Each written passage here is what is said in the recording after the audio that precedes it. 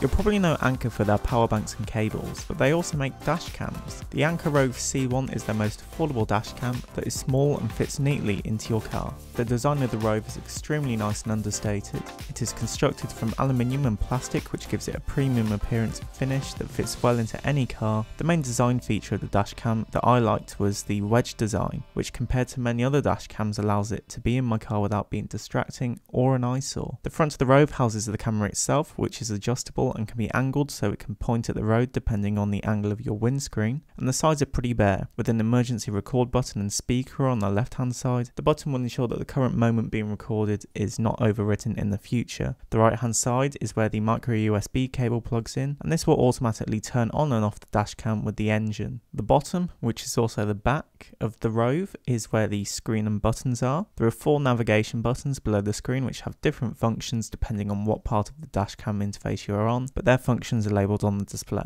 On my dashcam, I set the screen to turn off automatically after 30 seconds, so it isn't distracting, but if you want to leave it on, you can. The dashcam is mounted with a sticky mount on your windscreen, as the design prevents a suction cup mounting option, but the Roav can click in and out of the mount for quick and easy release and mounting to the mount. Once you've got it mounted, the cables included give you plenty of length to run the cable around the car. The Roav dashcam has a few great features. One of them that it has is built-in Wi-Fi, and this means that you can configure settings, and it also allows you to watch back footage captured on the dashcam from the Roav app on your phone. This is great for ease of use because it means you don't have to take out the micro SD card or need a computer to watch back the videos. One of the more interesting features of the Roav is that it has a G sensor that can detect impacts when parked or when driving.